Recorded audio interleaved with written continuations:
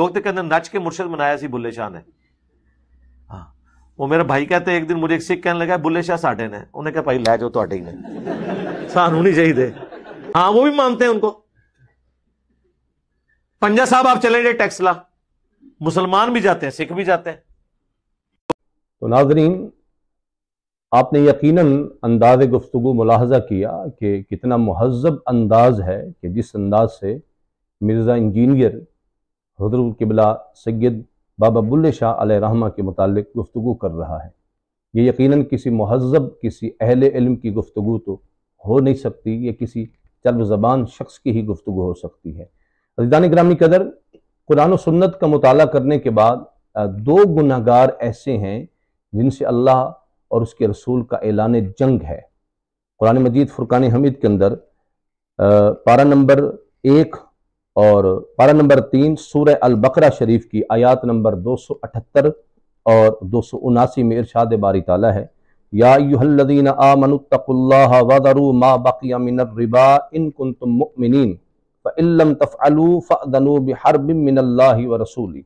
ترجمہ یہ ہے, اے ایمان والو اللہ سے ڈرو اور چھوڑ دو باقی جو رہ گیا ہے سود سے اگر تم مسلمان ہو. پھر اگر ایسا تم نہ کرو تو یقین کر لو اللہ اور اس کے رسول سے لڑائی کا. یہ ان اہل ایمانوں کو کہا گیا کہ جب سود کی حرمت کی آیات نازل نہیں ہوئی تھی اور انہوں نے کچھ لوگوں کے ساتھ سودی کاروبار کر رکھے تھے, کچھ پیسے لے لیے اور کچھ باقی لینے تھے, تو جب حرمت سود کی آیات نازل ہوئی تو کہہ دیا کہ جو باقی رہ چکے ہیں اب اسے بھی چھوڑ دو, اب وہ تمہارے لیے لینا جائز نہیں. ہاں فَإِن لَمْ تَفْعَلُوا فَأْذَنُوا بِحَرْبٍ مِّنَ اللَّهِ وَرَسُولِهِ. اگر تم ایسا کرو گے, سود لوگے, تو سمجھ لو اللہ رسول کا تم سے اعلان جنگ ہے.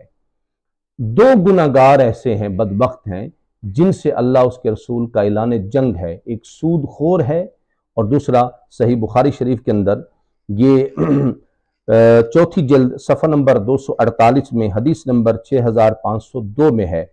نبی کریم علیہ السلام کا فرمان علیشان ہے, یہ حدیث قدسی ہے, ان اللہ تعالی من عاد لی ولیا فقد آذنتہ بالحرب, کہ جس شخص نے میرے ولی سے, میرے نیک بندے سے دشمنی رکھی, میں خدا اس سے اعلان جنگ کرتا ہوں. ایک ولی کا دشمن اور ایک سود خور, ان دونوں سے اللہ رسول کا اعلان جنگ ہے. اب اعلان جنگ کیسا ہے؟ اعلان جنگ یہ ہے کہ سود خور جتنا بھی اپنا مال بڑھانے کی کوشش کرے, بظاہر چند دن کے لیے بڑھ سکتا ہے, لیکن حقیقتاً اس کا مال گھٹنے والا ہے, اس کا مال خسارے میں ہے. ایک نہ ایک دن اس کا ناجائز طریقے سے کمایا ہوا مال, ساری جمع پونجی ختم ہو جائے گی, مال بھی ختم ہو جائے گا, اور اگر اس نے توبہ نہ کی اور لوگوں کے اس کے حقوق واپس نہ کیے تو اس گناہ کی سزا بھی اس کے سر پہ ہوگی. جتنا بھی سود خور کوشش کرے اس کا مال اللہ کبھی بڑھنے نہیں دیتا, کیونکہ برکتیں اللہ کی طرف سے ہوتی ہیں.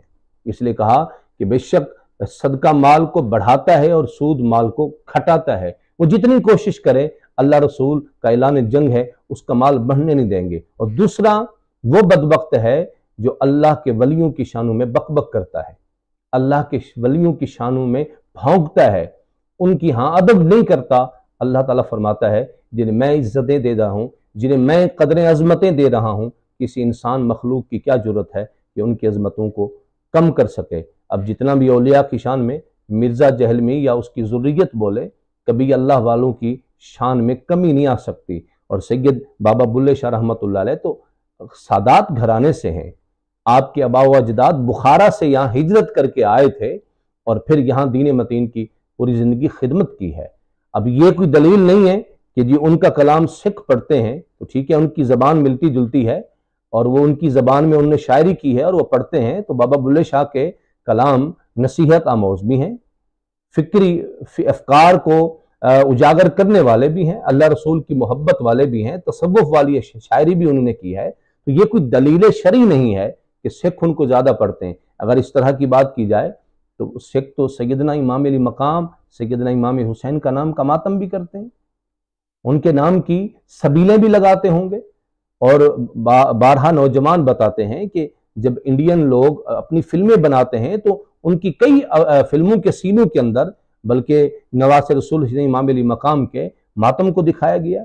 अगर वो उनका नाम लेते हैं और उनके मनाक़िब पढ़ते हैं तो माज़अल्लाह फिर कोई अहले ईमान ये सोच सकता है कि इमाम अली मकाम रज़ी अल्लाह तआला अन्हु को उनके खाते में डाल दिया जाए? नऊज़ बिल्लाह, कोई भी अहले ईमान ये बात नहीं सोच सकता।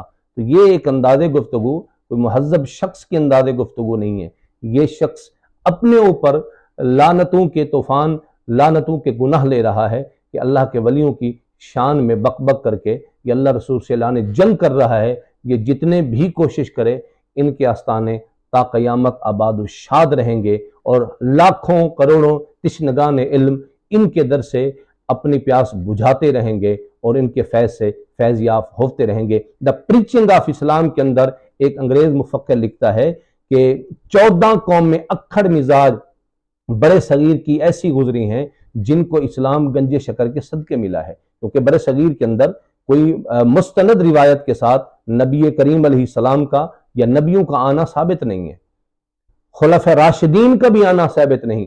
यहाँ जो इस्लाम की सारी बरकतें अज़ानें हो रही हैं, कुरान पढ़ा जा रहा है, तो सारा बुजुर्गान दीन की मेहनतों का सदका है। अल्लाह ताला हमें अपने नेक बंदों का अदब नसीब फरमाए। व आखिर दावाना अनिल हम्दुलिल्लाह।